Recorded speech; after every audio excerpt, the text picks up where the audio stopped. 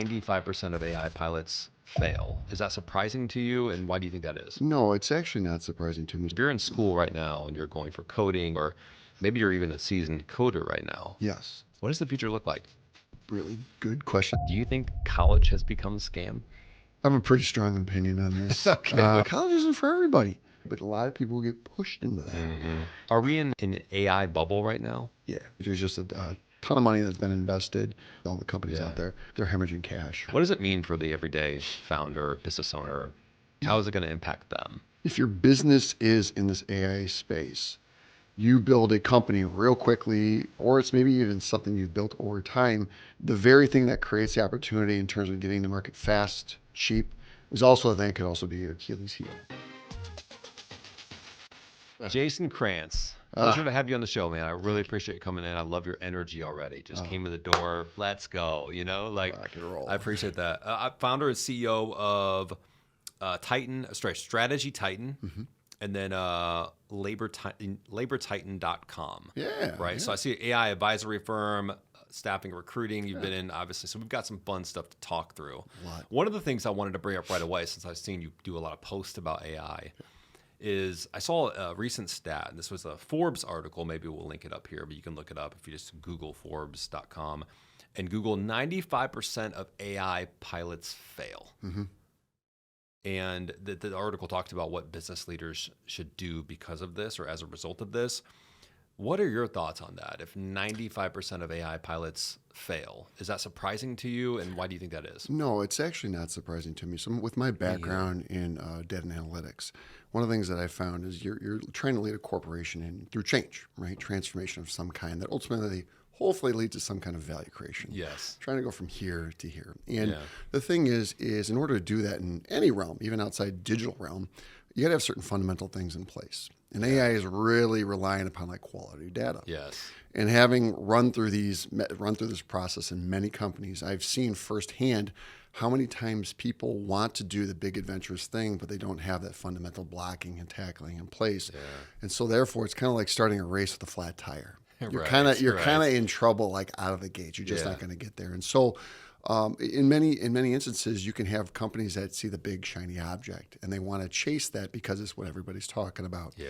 And the challenge is that you really got to make sure you got the blocking and tackling with the data quality in place, because AI in many instances right now is just taking data that you give it, applying logic to it in some capacity, then helping you extract meaning from it within the context of your business. Yeah. But if that data is junk, it can't really do its job very effectively. And so this is one of these things where that's the first problem. The second problem is for a lot of companies right now, it's kind of normal where they're trying to figure out what is it that we can do with this. That's right. So as a result, you're going to have there's going to be a lot of blood on the streets because you're figuring this stuff out. So that's where it's kind of being clear on what are we really trying to do with this, and then defining even before you start, like what does success look like? Because you could have something great and you kind of miss the mark. If you just recalibrate a little bit, you can hit the mark on that. So, it's a journey, like we were saying before. It's a crawl, walk, run progression, and when you're in this crawl phase for corporations, it's hard.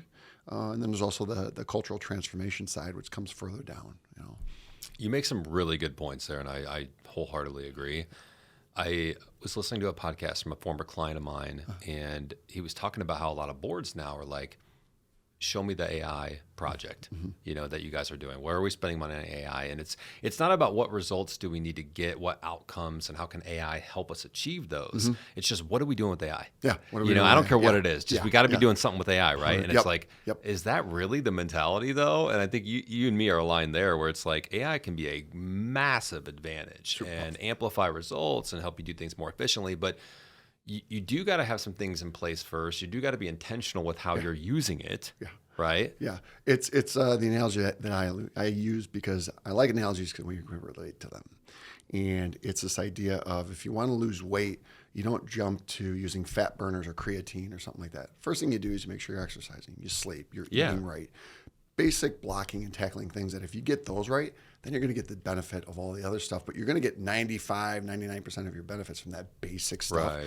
And the thing is, it's not sexy. You don't go into a board meeting like, we cleaned up our data, we did this. It just doesn't get people excited. Right, So like AI does. Yeah, it's fun. And the thing is it's exciting. It's something new. There's potential there. Right. So, as somebody who has advised many companies on this type of transformation and kind of making sure we're pointing the cannon in the right direction, both time, energy, and money, I understand that it's hard, but it's also like focus. Like, what are we really trying to do? Right. And if you get clarity on that, that can typically help you figure out, like, are we at the right point to really be pursuing this type of AI journey? To your point, I think everybody can benefit from it. But again, it's coming back to defining what does that initial AI success look like. That's right. Yeah. So in your experience, what do you think it is that 95% of the AI pilots fail? Blocking, tackling, that kind of stuff. But specifically, what do you see when you look at companies? Like, what are they not doing that they should be, that it's not working? Yeah, I think for a lot of companies, it starts with my perspective of AI is really good for process improvement. Identifying maybe like cost-saving opportunities, like in a procurement sense, things like that can augment like analytical capabilities. So I would say for many companies, they're not as well structured in these areas as they would like to think they are. Specifically on the process side, people will say like, well, this is the way that we do this, and it's very custom, and this is how we've always done it, rather than looking at, hey, maybe we should consider a new way of doing this, whatever it may be. It may be order processing, it might be shipping, it might be receiving, whatever it is. I saw this a lot when we were doing like ERP implementations, where you got like a standard module, and people are like, well, our business is different. We're unique, and it's like, no, you're really not. And a lot of times there's best practices built in there, but there's a natural resistance to change because change is inherently scary. And when you're walking away from things that that makes it even more scary. So I would say there's no clear answer to that because it really depends on like the size of your business, where you're at even in your maturation process digitally. Because there's some companies that are pretty new in this digital journey. They manage things in spreadsheets, and when you're moving to something more advanced like AI, it's a different like rules of engagement, if you will. So if you were talking to a company right now, founders listening to this, entrepreneur or company, and they're saying we're thinking about launching this new AI program or software. What would you say? Hey, time out for a quick second. And what would you say? I have been there, and I would say it's be very, very clear on the problem that you're solving for, as I stated before. But the other thing is talk to people that have this problem. I've made the mistake as a startup founder myself of creating something in a vacuum, thinking that I knew what people wanted. And then I bring it to people and they're like, what the hell is this? This is how does this help me? So I would say the great thing about being a startup founder right now is obviously with a lot of the AI and automation tools, you can build things very quickly, very cheaply. If you have any kind of engineering or technical background, the vibe coding tools can be really, really good. I'm going to get into that in a second. Because I've used it myself, where it gets you like 85, 90% of the way there. But you don't have all this overhead. You don't have all this legacy stuff, so you can move quicker. You can be very innovative. And, I would also say it gives you the opportunity to help these companies that are starving for solutions in this realm, or maybe they don't have the expertise in-house, or they don't have the creativity in-house. So I would say for those that are looking at this is like, rather than just building something in a vacuum, go talk to people. There's a guy I really like. I'm going to give Rob Snyder a shout. He's over at the Harvard Innovation Labs, and he has this concept called a product market fit pain cave. And as he was talking about it, I was like, I lived that for 2 years. Didn't even know this is what they call it. But he's like telling me about it. And it was all of these things where it's like, hey, here's what happens if you just develop in a silo. And basically the solution is go talk to people. And I say from my own business, once I kind of flipped that switch, I started to see things change almost, I'd say within 2 to 3 weeks. It was just talking to people. Like, what do you think of this? What do you think of this? Like, what do you like? What don't you like? How might you use this? Because as a founder, it's easy to get in our own heads and be like, this is what people want. Cool idea. And they're like, this is hard to use. Well, what value is this? Like, there's what are we doing here? Are we in an AI bubble right now? I would say. And what does that mean to you? I would say there's just a ton of money that's been invested. When you look at the profitability of OpenAI, Anthropic, all the companies out there, they're hemorrhaging cash, right? So you're on that front, you're probably going to have a shift in the model, the pricing model that goes to that, and how you get those services. I would also say for corporations that have invested in AI projects, as you were saying, the 95% failure rate. It's a loose definition. Yeah. But I would say most companies, at least ones that are profit seeking, will look at projects like that and be, you know what, maybe we should pull back on this a little bit. And we've seen these natural kind of ups and downs throughout history, especially Is in it the kind of tech like realm. the internet bubble? The dot-com bubble a little bit? I would say there's hype. I mean, you got crypto, remember, Yeah. NFTs. Yeah, man, those disappeared fast. Not crypto. I mean, I think crypto, yeah. blockchain's around here to stay for Totally, sure. The 100%. technology, all that stuff. Absolutely. I even think Bitcoin and XRP and all that stuff. But Yeah. but the NFT wave hit hard, and then it kind of just phew. And you get a lot of excitement towards it. Yeah. And then it's kind of like, you get to see that maybe we're not going to be able to do all the things that we thought we'd be able to do. Yeah. Or it's not going to deliver the value as fast as we thought it would. And non-fungible tokens are what NFTs are for anyone that's listening. That's like, what the hell's an NFT? Basically, a kind of digital on the blockchain token type thing where maybe it's a concert ticket and it stamps it in the blockchain and it's there forever and you can't change it. You can't. So whatever you own, if it's a digital piece of art, that's an NFT. If it's a token, whatever it is, it's on the blockchain. And that was like a big, there was a hype train. But again, I think you'd probably agree. I think the technology is going to be here. Oh, technology will be there. There'll be concert tickets that are NFTs, if not already. There will be, there's already digital art. Like there will be a lot of things. But it's like anything. There's a massive hype cycle.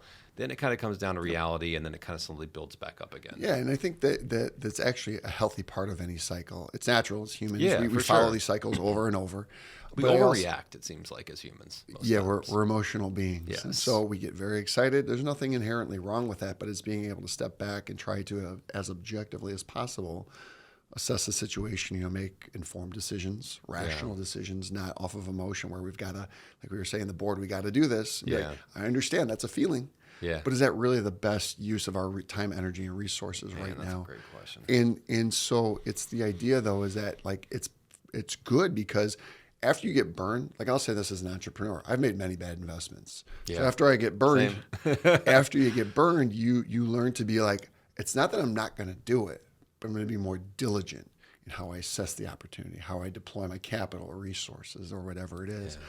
And that's what I think, I'm not alone in this, that you get that, I think Gardner calls it the trough of disillusionment, where it's just, you get punched in the face and you're reassessing, and then you come back and then you kind of hit that stability wave where, okay, we took some blows, we're going to be smarter about this, and we're going to be more calculated in how we approach this now. So that's usually what it takes. And again, this is nothing new. We've seen these cycles, not only in the digital realm, but throughout human history. You've seen equivalent kind of waves of things. Remember the tulip? What was it? Back in, I think it was the 1600s or whatever it was. I think it was somewhere in Europe where the price of tulips went like crazy, I believe it was. They went to like $10,000 per tulip or something like that. There was actually nothing fundamentally driving it. It was just more the perception of value. Things like that. So interesting. But we'll see another one too. I'm positive of it. Oh, for sure. Yeah, man. Where you spend your time, money, and resources. You mentioned that. That is just the critical thing. Yeah. I think if you're listening right now, and I ask myself this all the time, Alex, where are you spending your time, money, and resources? Yeah. And does that align with where you want to go in your business and in your life? Totally. And if you just ask yourself that question every day, it's easy to start working on stuff that's like kind of easy or fun or whatever it is. Yeah. And then you're just like, but is this really the thing that I need to be working on right now? Is this the exact use of my time writing this at 9 a.m. this morning?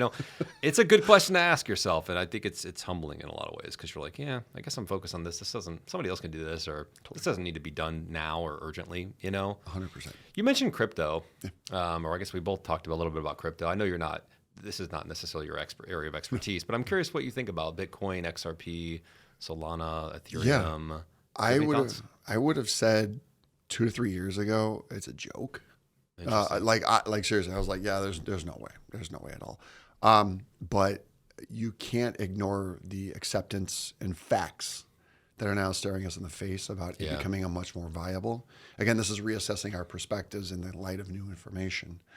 And there's certainly a lot of momentum, positive momentum, I would say, towards these types of currencies becoming more mainstream. So I would say that, yes, they are, in my mind, are becoming much, much, much more viable for everyday purchases. It's not this niche thing. Right.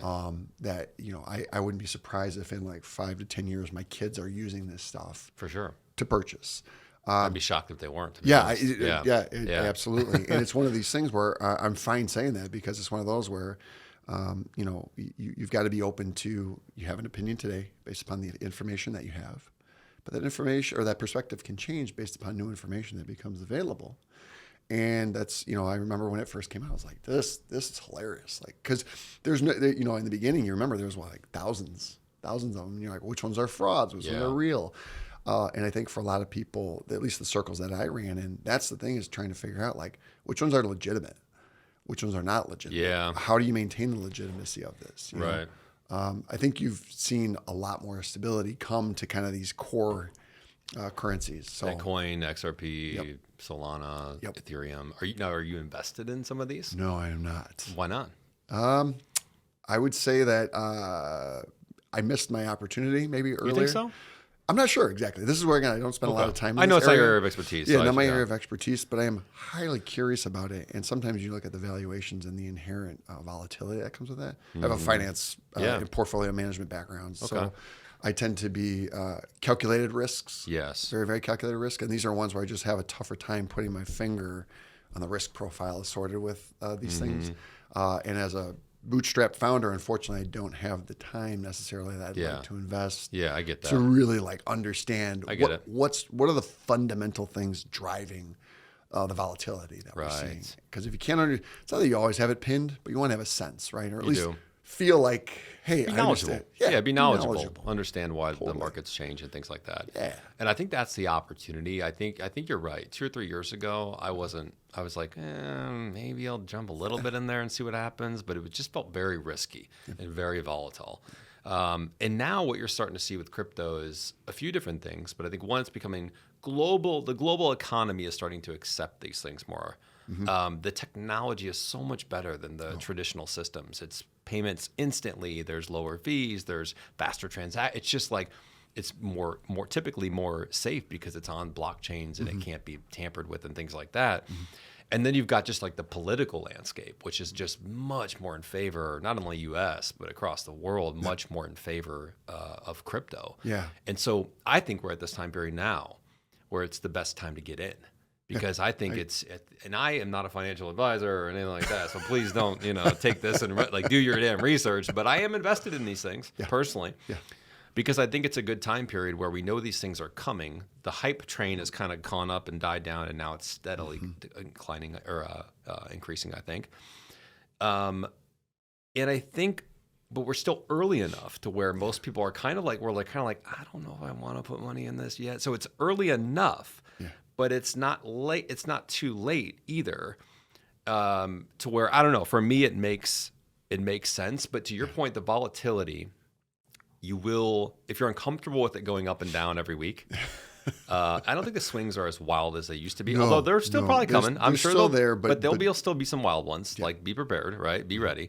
If you're going to be in it for the long haul in the next few years, I think you're going to be fine. Yeah. But you'll see it go up and down, up and down, up and down, and if you're emotional or if you put money in there that you really couldn't afford to put in there, you're going to, holy shit, I need to do it. And people panic. People sold Bitcoin at 20,000 and now it's at 115 or 120,000. Yeah. So, I mean, there's opportunity, but with everything there comes risk as well. Well, I think you highlighted the big thing for me, which is the kind of the big check mark is the political. Yeah. Right? You're getting political acceptance of the notion that this could be an alternative to the dollar and other paper currency, right? I think we're almost in a place where it's kind of, you can kind of see the dollar and the old currency. It's on a lifeline now. You know, it's like it's probably a matter of time before it gets phased out. Yeah. It just feels that way. That's a reasonable. I'm not a fiscal policy expert or anything like that. Me either. But it's one of those that, as you look at that, there's many moving parts in there. But it seems like you've got that general direction. It's moving. Yeah. Because you are seeing. What is it? Payment processors now, I believe, are starting to take crypto. Oh yeah. Like credit cards. Like credit card processors, I believe. I could be off on that. But once you kind of see like these major checkpoints hit, you need so much. Banks start getting on it. And, there's so much regulatory that's associated with that. That's the tough part. Yeah. That it's like, but if they start getting through those hurdles, you're over the Mount Everest. That would be the other category I didn't mention, which is the regulatory oversight. Yeah. It's starting to loosen up. Banks are starting to adopt it. There's ETFs now for the various cryptos, and that's a big deal, which means kind of just everyday investors can invest in some of these things without having to go directly to the cryptocurrency. It's going to be interesting, man. Going back to the AI bubble, what does it mean for the everyday founder, business owner that might be listening to this now? Like, how is it going to impact them? Yeah, I would say that, if your business is in this AI space, the first thing that I would say, I've seen this happen a lot. You build a company real quickly, or it's maybe even something you've built over time, and then Google adds that into their browser as an add-on, right? Yeah. The very thing that creates the opportunity in terms of getting to market fast, cheap, is also a thing that could also be your Achilles heel. That's right. So I think it's very, very wise to be aware of that, because people tend to look at, in my experience, and I'm around entrepreneurs pretty much all day, and I talk to entrepreneurs all day, and they're like, "Well, I'm just going to build this, and then we're gonna do this and this and this." And it'd be like, one guy I was talking to, he was finding a lot of success very, very, very quickly. He made some great money on it, very high profit, very profitable business. He was looking at an exit. He had built it in the span of like 9 months and was looking at an exit. And then the people that were looking to buy him said, "What if Google just adds this?" And he's like, I don't know. Like, they could do that. And basically the deal died. Wow. And it's one of those now where he's like, I never thought about that. But it's like Google can crank the stuff out like this. And it's one of those things I would say, just be cognizant of that opportunity. There's the flip side of that. Yeah. So it's looking at, I've had this discussion with a number of people where it's not necessarily, I'm of the opinion that the data is the moat. The data that you have is the moat. So like one of the things we do with Labor Titan is we have a proprietary data set around like, what does an HVAC technician today get paid in like the Chicago Metro? That's proprietary data. So I'll never be feeding that in any online AI model, anything like that, because that's our moat. The stuff that we put on top of it, anybody can copy that. But can't anyone just find that information?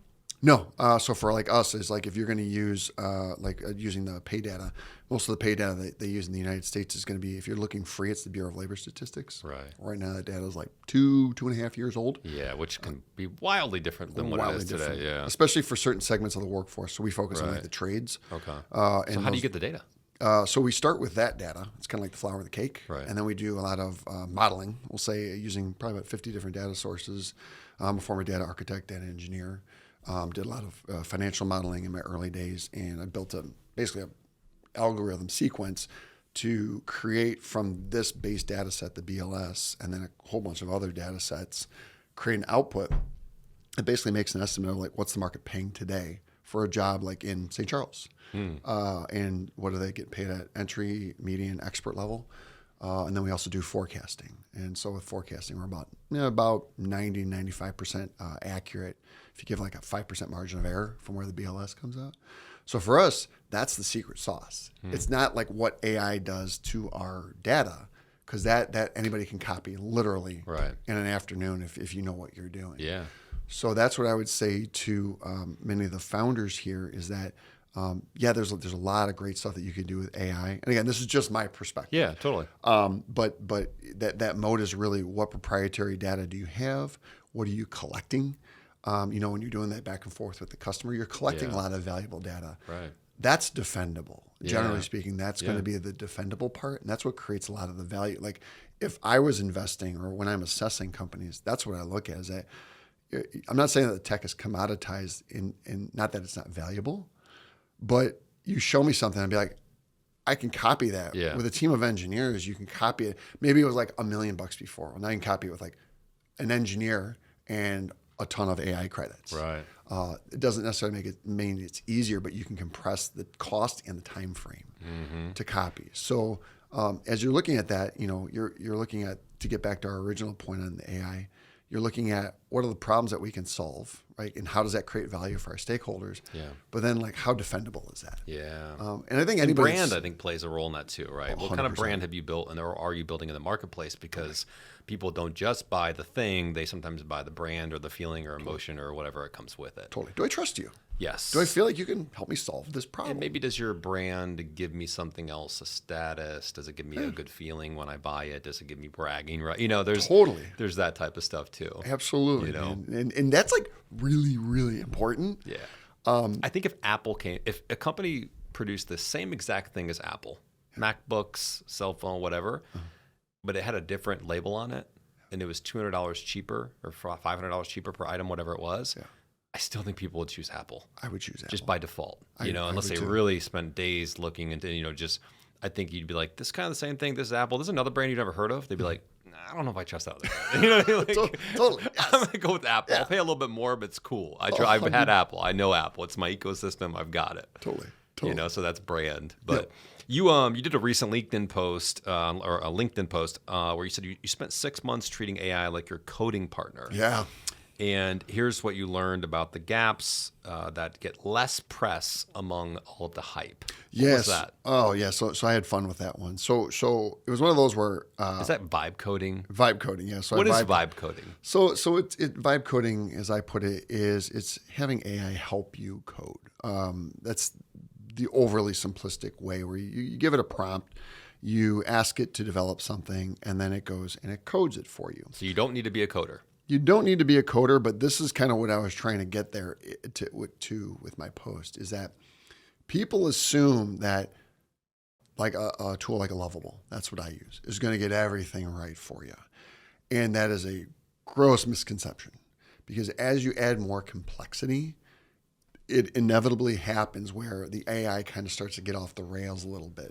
Then you can almost have like a butterfly effect. You know how if you like shake something and you move a whip a little bit here in it, but then at the end it oscillates a lot. Yeah, it's kind of the same concept where you make a little change here maybe, and then it could cascade through your solution. So maybe you've got something that works like a really stable kind of like first build because it's simple. Yeah. Maybe you've got like just a basic interactive page. Now you want to add payment processing. You want to add login. You want to add credit consumption, all these other things.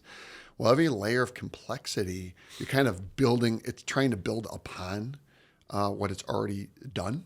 And that's what I have found where it starts to kind of get shaky. Okay. Where you're like, okay, I make this one simple change, but then bust the login. Or this one change completely changes my database structures, and I didn't archive it, and now my old structure is gone, right? So I can't go back. And so this is the thing where, in talking to a lot of people that have tried vibe coding, they go, that was not as easy as I thought it would be. Like and a lot of projects get abandoned because they have the expectation that the AI is going to do this. Boom, done. Perfect. This works perfectly. That was the case. Everyone would have their own apps and companies and be worth $1 billion. 100%.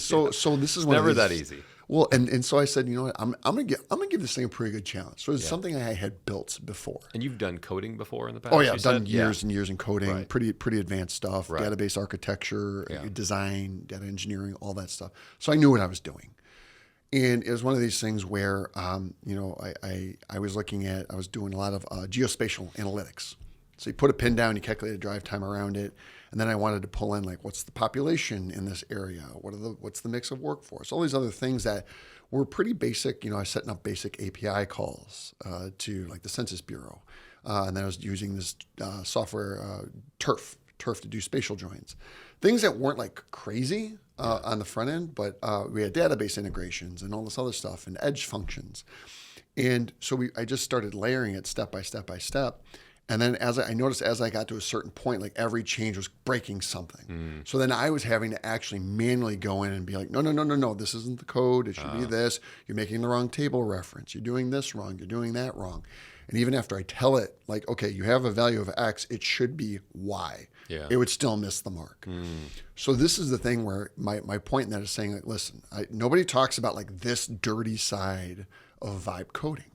And it's saying like just expectation management. Yeah. You can go in there and you can do some of the basic blocking and tackling, but you're going to get to a point inevitably where you're going to need some engineering expertise. You're going to need some programming expertise, and just be ready for that. And so that was the idea. And there were a couple times I got stuck. I'm like, I don't even know what the hell you built here. Like this isn't even remotely close to what I wanted.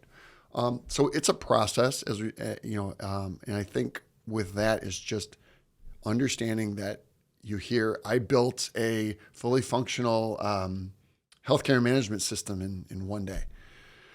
Well, you didn't account for HIPAA or security or any of this other stuff. So there's this entire layer of, it's like, because you don't know about it, you don't even know what's coming for you down the pike. And I think for a lot of people that don't have technical backgrounds, it's those things that sink their ideas.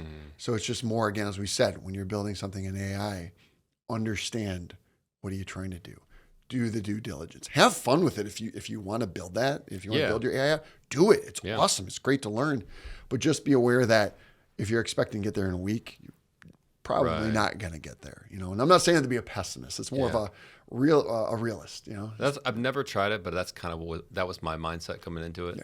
Is that it's just never as easy as, and nothing's as easy as you think it's going to be. It's like entrepreneur, start a business, launch it, sell it, easy, quit your job, fuck your full-time job, just do your own thing. It's like, sounds nice. And it is nice, but it takes a lot of work and sacrifices, and you're going to get punched in the face a million times. Yes. And you're going to have to get back up. Guaranteed. Yeah. Yep. What's the future for coders? Do you think, like, if you're in school right now and you're going for coding, or you're going to go to school, or you just got out of school, or maybe you're even a seasoned coder right now. Yes. What does the future look like?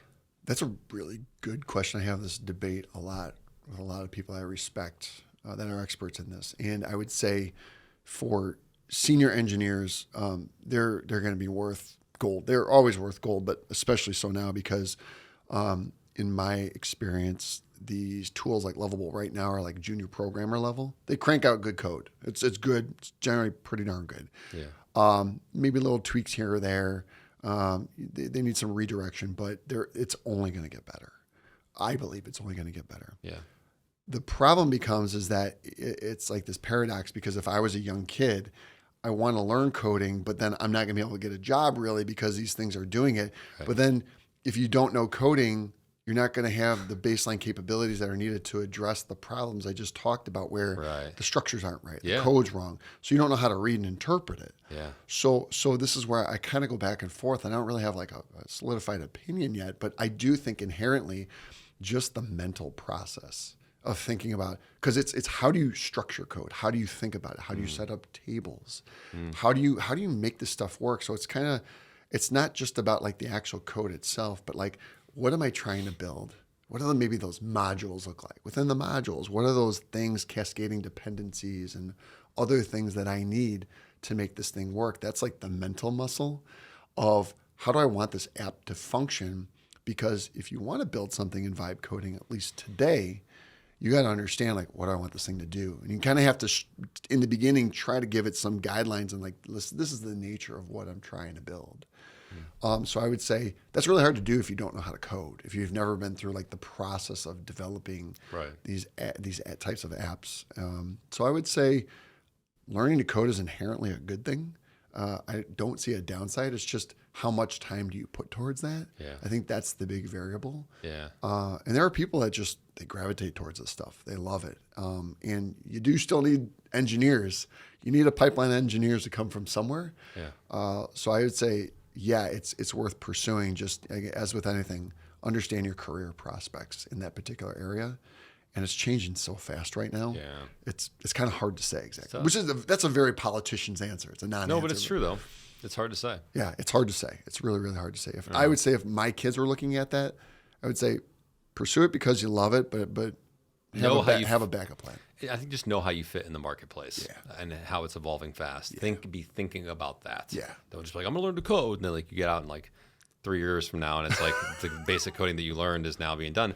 But if you learned, how would I integrate with AI? What are some things I could use as I'm in class, that would go along with this, that would make me valuable to the marketplace? And some of it is just hard to tell. Some of it really is just hard to tell. Yeah, but no one can predict where we're going to be in 5, 10 years, 20 years, definitely. Well, the thing I would say is going to transcend any of these AI solutions is the ability to think. And I know that sounds ridiculous, but like think critically, not like I'm an order taker, like come up with new ideas, be creative, assess opportunities. Like how do you make decisions? Those are invaluable skills. Totally agree. They are worth their weight in gold. I know if I'm hiring people, that's the number one thing I am looking for is I don't care. I can get a ton of tools to do all this other stuff, this commoditized stuff. I need somebody to help me think through problems, think through solutions. And that takes time. And unfortunately, the educational system doesn't really teach you that as well as maybe like real world experience does. Or a startup, you learn this very quickly in startup world. Yeah, you're like you learn how to assess this opportunities and decisions, things like that. So speaking of the education system, you went to Notre Dame. Yeah. Is that right? Yeah. Do you think, looking back and now, do you think college has become a scam to a certain degree? I have a pretty strong opinion on this. Okay, what is it? So I'm going to be a hypocrite by saying I went through the educational system at both the undergraduate and the graduate level. Yeah. So I'm biased in that assessment, but I would say, from a factual basis, the ROI for traditional white collar jobs, it's becoming much more difficult to justify the investment. So like one of the things I'm building right now is a college ROI tool. Cool. Basically, you're going to go to school. Here's what you want to go into. Here's the schools that offer these particular programs. Here's the different degrees I have. Upon graduation of this degree, here's the typical jobs you can get. And of these jobs in the market that you're looking at, here's what they tend to pay across entry, median, expert level. What we're trying to do is give an idea of if you get a literature degree, okay, and you want to go to the New York area, here's the kind of jobs you can get, and here's what you can probably earn over the first 5 years. Focus on just the first 5 years because after that, it's kind of who knows. But you know what your investment is. You have a pretty good idea what your earning potential is. And the idea of the tools is just give people an impartial resource to honestly assess the earning potential of different careers and answer that fundamental question is it worth it? That's a great way to approach it. Yeah. We need to start approaching it like, what is the ROI or return on my investment if I were to make this decision? The same way we do if we buy a house, if we invest in the stock market, if we choose a right partner. Is this the right partner? Is this the right thing for me? Should I make this move? What are the pros and cons? Instead of just saying, go to college. Yep. Because if you don't, you're not going to get a job. Yep. And so to that point, this is where I say in my bias, I naturally want to say to my kids, because I did it, well, you're going to go to college. Because when I was growing up, like in my parents' generation, that was a differentiator. Oh. It created opportunity, incremental opportunity. I'd say it's unquestionable. Yeah. In my generation and in your generation, I would say, yeah, it still did.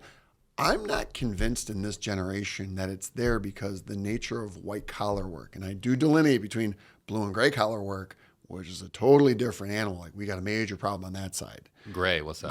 Gray like a CNC operator. Got it. Right, so you're using engineering, things like that, but you're also using your hands for things. Okay. And then you've got like your trades. With the trades, we've got pretty big infrastructure problem on our hands in the United States. We don't have the people to do it, and so it's one of those where when you look at the ROI of like trades in general, traditionally they have been looked down upon, and I would say that is not true at all anymore. No, definitely not. And the problem is these legacy perceptions persist. Yeah. Most people think, like as an example, a plumber will make like $30,000, $40,000, $50,000. Not the case. Not at all. Yeah. I have numbers to show this, and I Yeah. try to share it with people. But I talked to a guy, and I was like, "How much? Hey man, how much do you make? If I'm over 7 pounds, let me know." But he's like, "Yeah, no, I made like $275,000 last year." I was like, "Wait, did you work overtime?" He's like, "No, I don't need to. I go fish on the weekends." Wow. I'm like, "How much do you think you can make if you worked all the time?" He's like, "I could probably make $400,000, like just in pay, not even like benefits, things like that."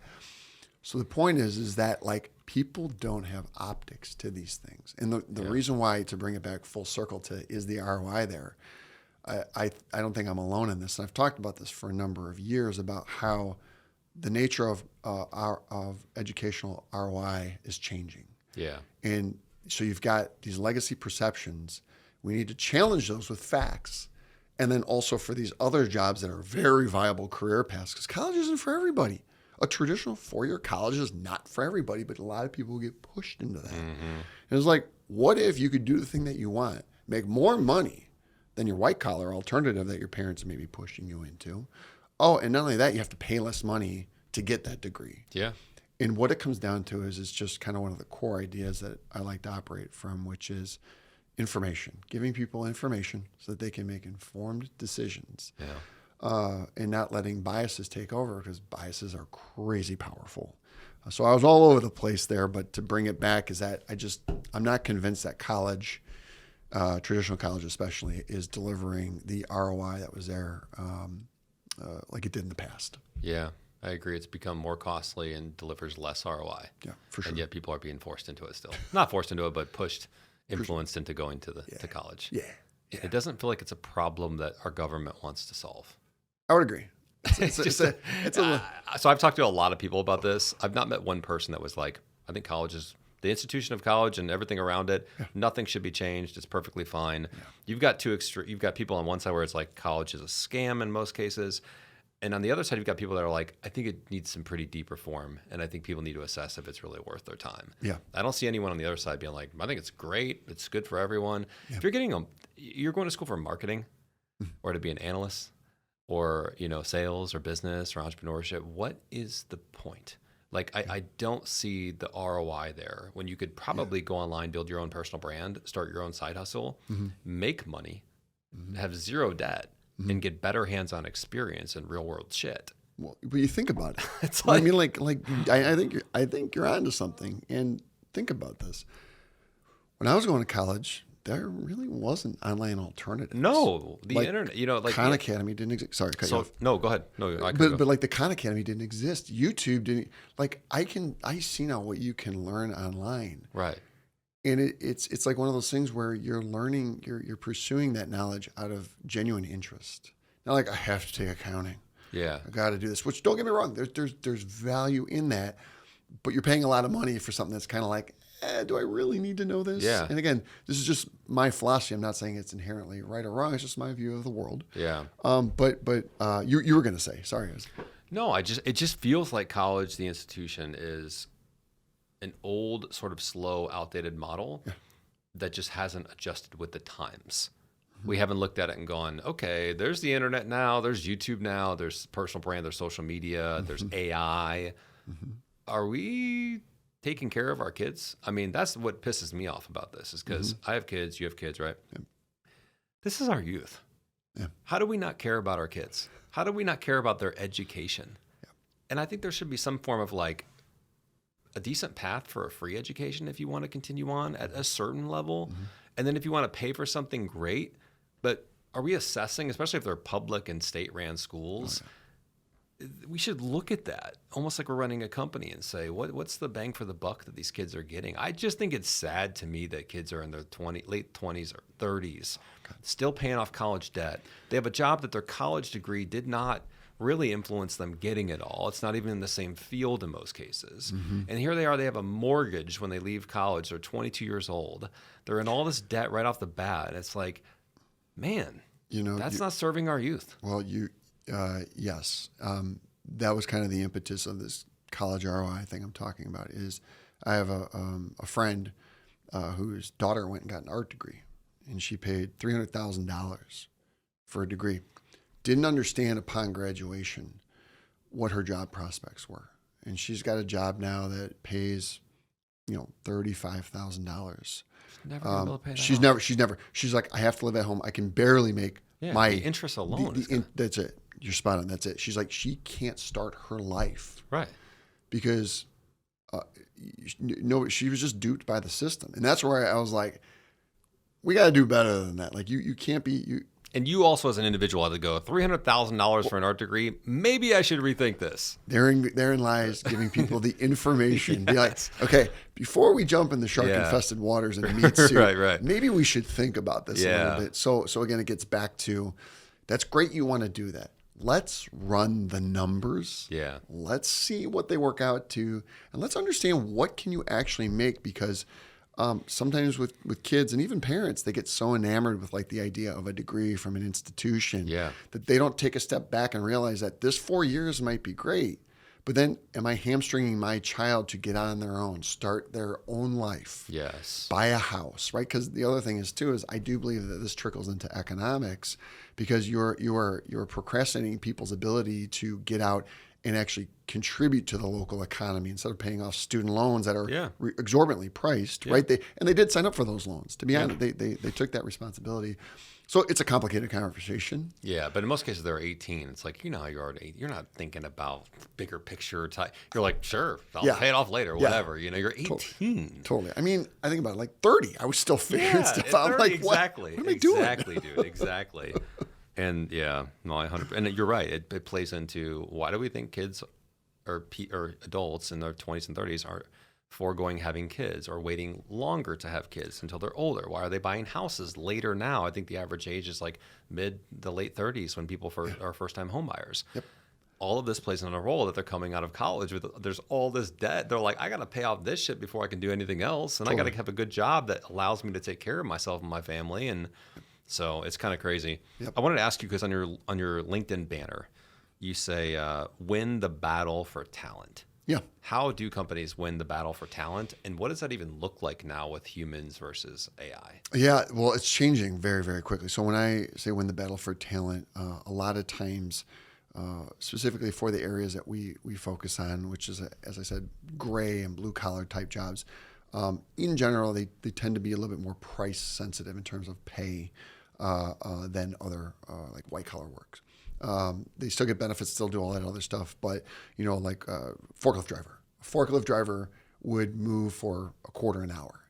Is that because the pay is lower? Pay is lower generally. There's more substitutes for certain types of jobs, and typically they tend to be clustered together. So you go to like an industrial park for a forklift driver. You go to Elk Grove Village. Ton of right? them. It's the hub of industrial parks. Totally. So you go there and they're driving by and they're like, I'm making $14 an hour. I can make 15 there. They'll move like that. Right. So one of the things that I like to help companies with is to calculate, and understand, if we were to pay, having a big turnover problem, if we were to pay $1 an hour more, what would the cost of that be? And then what's the cost of our turnover? Yeah. And then you just do that basic mathematical exercise. It's cheaper to pay more sometimes. Cheaper to pay more sometimes, exactly. But as with a lot of the themes we come back to, is it's doing the analysis, having the numbers to understand. So it's not just like, no, we can't pay that.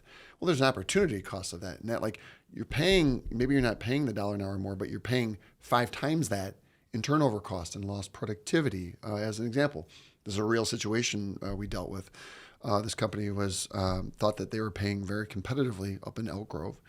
And they were paying, like, I'm making a number up, $17 an hour. And they're like, well, for our peer set, that's really competitive. And I go, you're right. It is very competitive for the manufacturing skill set. But you're surrounded by a bunch of distributors that pay $20 an hour. So this is where it's understanding market rate. And this is where one of the things you do a lot with these groups, you get an association and they survey their members.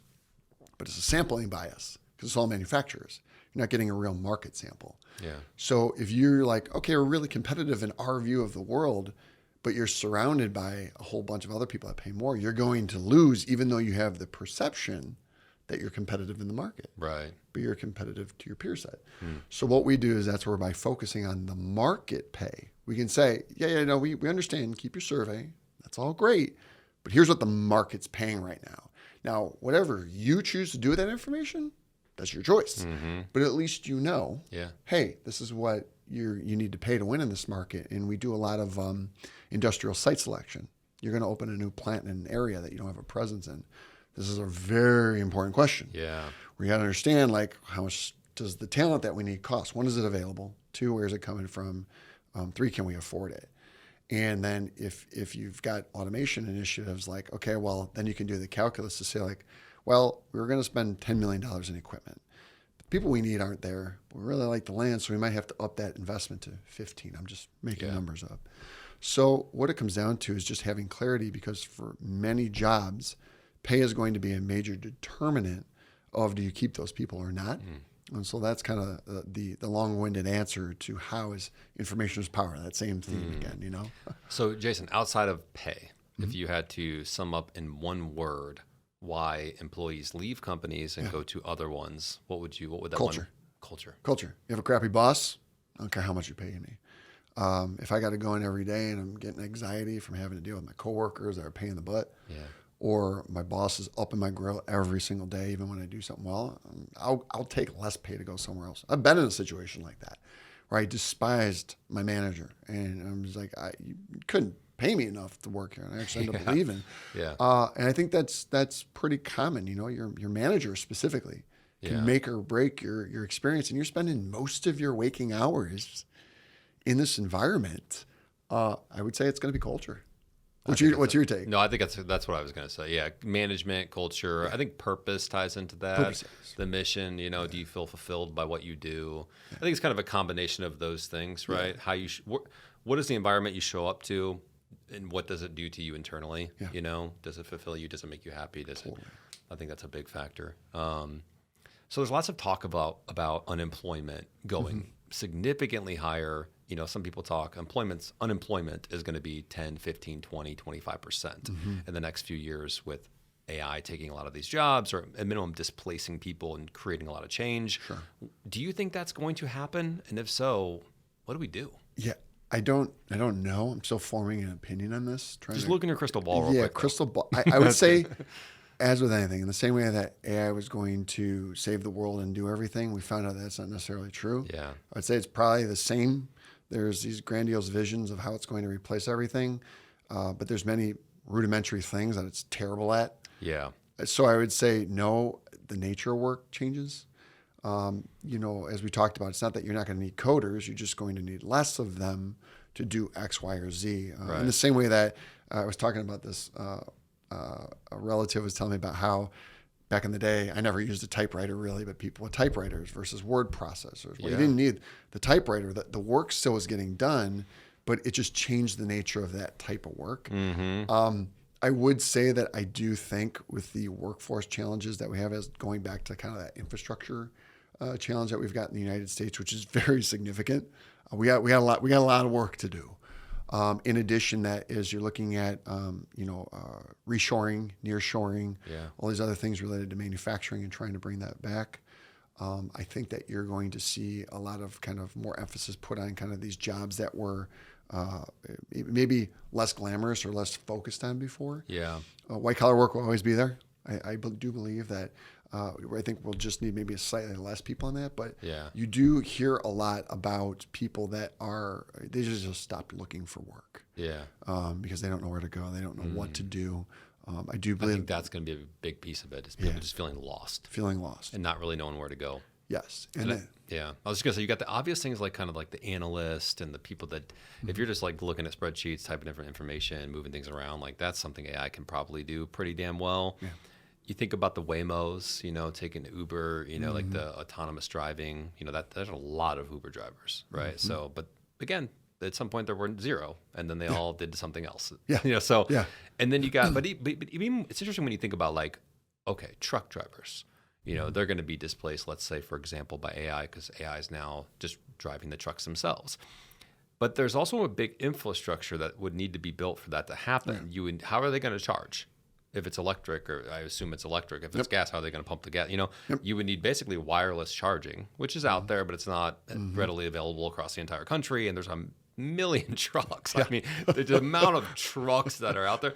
So people are like, oh, in 3 years, it's not going to be like, it's not going to happen that fast. It's going to be a slow build. And I think that's kind of the theme of this is that, yes, exciting times, maybe a little crazy times coming, some really out there technology, but it doesn't happen overnight typically. No, I think the macro theme that will impact the workforce, but also a lot of the capabilities to do those things is actually power. You've got data centers, AI consumes gargantuan amounts of power. Right. You're going to need, again, I'm out over my skis a little bit, but logic would say, especially in areas like Texas, you got brownouts that are common down there. They don't have the power infrastructure to do that. Where's the power going to come from? Because power plants take a lot of regulatory approval. You know, who knows with nuclear power, what's going to happen in that capacity, and do we even have an appetite for that? I think we probably will. But without power, you can't do a lot of this stuff. I mean, your EVs, they require power, and then you've got increasing just residential demand in general. Then you've got data center demand, and then the water that comes from that. So a lot of, like, when we talk about infrastructure, I think that's a lot of the stuff that we're talking about. But you need people Yeah, to that's right. do that stuff. You need people to build, to dig, to trench, all that stuff. Yeah. And that has to come first for kind of the larger scale stuff that we're talking about. And that doesn't happen quickly. I mean, I'm going to guess it's probably a decade, 2 decades worth of work to really get all the stuff in place. But you need people. Yeah. And the thing is you've got idle Until we parts. have humanoid robotics. Yes. There, Yeah. But that's probably like 15, 20 years. I think that's a little ways out. That would be for yeah. at scale, you know. But you see them doing laundry now, and you see them doing household stuff, and I think they're 10 years out from having robots being in the household somewhat commonly. Maybe not everyone has them, obviously, but like. You know, you occasionally go to someone's house that has some money, and they've got a humanoid robotic there doing laundry and doing dishes and stuff. And it's weird. I'm waiting for Skynet to come alive. You know, dude, seriously. It used to be we used to watch Terminator and be like, "That's so crazy," and like ridiculous. that. And now it's like, 30 years I could kind of. It is kind of wild, but it's impossible to project 50 years out or 100 years out. But I do get concerned when you get that far out and you start thinking because it's all good when you still need people, but what happens when you got the humanoid robotic that's like, go do this, and then it's just kind of doing the thing, and it's like, man, we're living in and what if they just say, I think the problem is humans are you guys are kind of causing more harm than good. Maybe you're not needed here. What if we eliminated it's like, it's just like, you don't know. I don't know. You don't know, but it's like not out of the question. Like even before that is the question of, even if robots could do all the work, would you want them to? Like, because at that point, you probably need a universal basic income, Right? Which that's scary. That's scary in itself too. Way bigger than we have is time that good for. for people? They're just kind of sitting around and collecting money. I don't think that's good for people. That, and then the broader idea of like purpose. I can't That's tell what I you mean. Yeah. how many people I've talked to that are in retirement. They're like, I can only play so much golf. Yeah. I need to do something. Like Yeah, the as a circles of human people that I run. Yeah, I need purpose. Yeah. And Community too. Yeah. community. Yeah. That's it. And you think for a lot of people, that's how they get their community right now is through work or whatever it is. So yeah, it sounds like a great idea. I'm not convinced that it's something that I would want. Maybe that's because it's the world that I was raised in and I just know this. Yeah. But that purpose thing, I think, becomes a very significant concern culturally, even for people's individual mental well-being. That's a big change. Yeah. It's a really, really, really big change. And I'm not sure just because you can, you should. Yeah. I can make arguments against that very easily, but it just begs the question that it doesn't always mean it's the right decision to make. Yeah. Jason, what is your purpose and why do you do all these different things that you do in business and your life? Like what drives it all, and has that changed over the years? I take genuine joy in kind of helping people. It's for me, it's like we met the energy, right? Bringing energy to a room as I'm teaching. Yeah, you do, man. Yeah, is right away. You see it too. There's people, there's energy vampires, people that you leave their presence and you're like, I feel drained. I try to be an energy giver, and that manifests itself in many ways, shapes, or forms. Not through like blind optimism, but being like, "Hey, this is a problem. We can do this," or "How can I help?" or whatever it is. It's a life philosophy that has served me very, very well in life. You make the contribution with no expectation of anything in return, and then like people ask me all the time, like, "How do you get so lucky with all this great stuff that happens to you?" I'm like, it's a karma boomerang. I don't know. I just throw it out there and help people out. And if it comes back, it comes back. It usually does. I'm not expecting it. Yeah. But it's one of these things like, 10 seconds after meeting you, you're laughing, doing things like that. And so it's like setting the stage that like, I want this to be a positive experience between us, and people sense that. But the thing that I found is that it's rare. And so I found it's helped me in developing relationships, earning trust quickly, things like that, and just trying to be a force for good in a world that tends to be kind of a Debbie Downer. You know what I mean? People need that, and it's fulfilling. I was telling a buddy of mine that, so do you do it for altruistic purposes? And I'd say, well, yeah, but I'd be lying because it's selfish then, because I also enjoy having that feel, so it's kind of an oxymoron. 100%. Yeah, but like if you were to go to help a family that maybe had fallen on tough times, right? And you were to see a family, I've done this before, we've all done this before. You see a family, they've got kids, tough times they're going through, you help them out at Christmas or a random act of kindness, give them some money for whatever. Sure, you can say that's altruistic, right? But at the end of the day, it made me feel good. Like it filled my soul a little bit, And so you can say that's selfish, But if that's the case, I wish everyone was selfish. Yeah, it's exactly right. Totally. It's 100%, man. I'm okay with whatever your motive is. If you're helping people and doing good in the world, I don't give a shit what the motive is. Yeah. And we all are selfish to a core. Saying we'd like to see our kids do well because it makes us feel good as parents and proud to see them do well, and we feel happy that they're happy. It's like it all comes back to that. Yeah.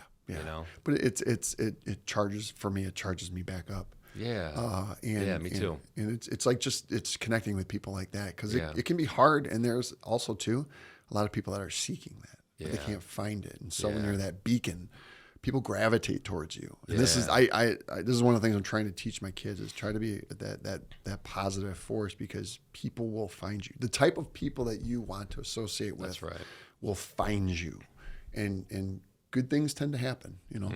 So, Exactly. Yeah. Jason, this has been an incredible conversation, man. I really enjoyed this, dude. Where can people go to find you, connect with you, learn more about what you guys do? Yeah, absolutely. So labortitan.com. I'm also pretty active on LinkedIn. I'm starting to start back up, probably working with you soon here.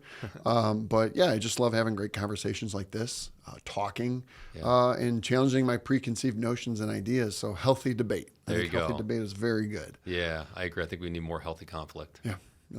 In politics and economics and these types of settings, talking through problems in a healthy way, I think we need more of that instead of shouting at each other.